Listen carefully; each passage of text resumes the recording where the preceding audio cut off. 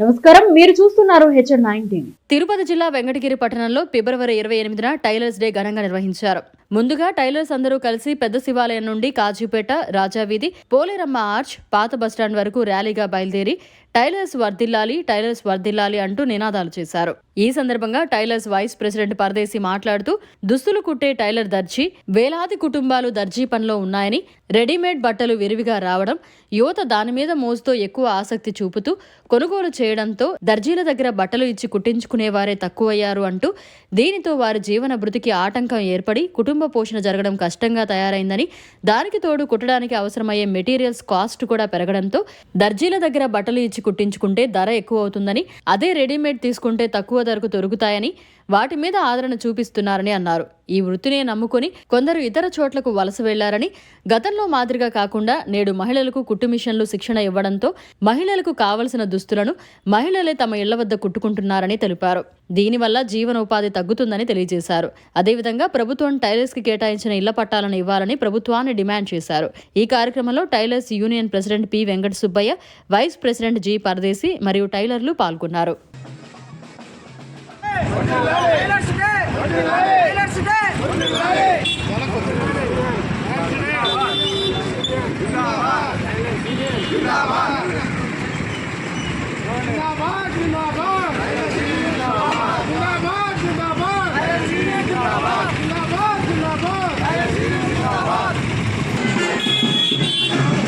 నమస్కారాలు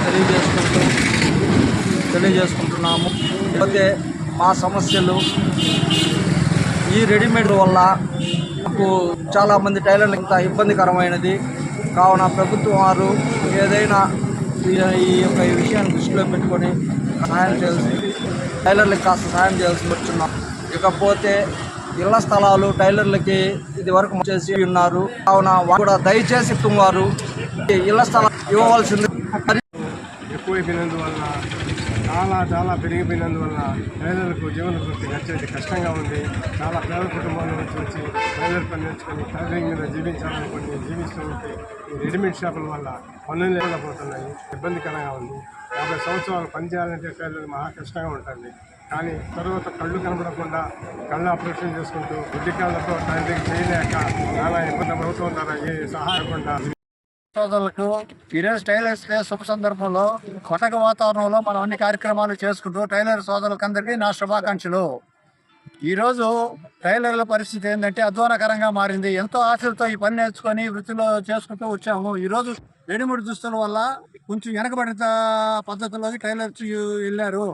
దీన్ని గ్రహించి 50 సంవత్సరాలు పైబడిన వాళ్ళకి ఈ వృత్తిలో కొనసాగలేక వాళ్ళు చాలా ఇబ్బందులు, కుటుంబం గడిచేదే నానా కష్టాలతో పడుతున్నారు. నానా శాఖల్లో వాచ్మెన్లు గాను ఓట్లు గాను చేసుకునే పరిస్థితి వస్తుంది.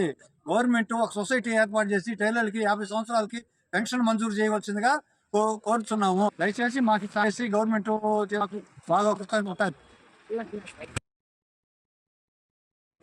ఎక్కువైపోయినందువల్ల చాలా పెరిగిపోయినందువల్ల టైలర్లకు జీవన వృత్తి గడిచేది కష్టంగా ఉంది.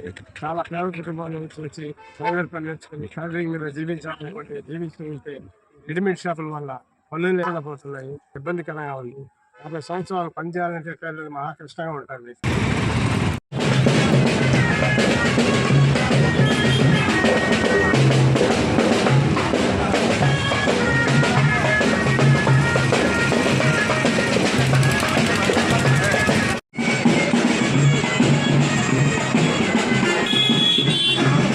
నమస్కారాలు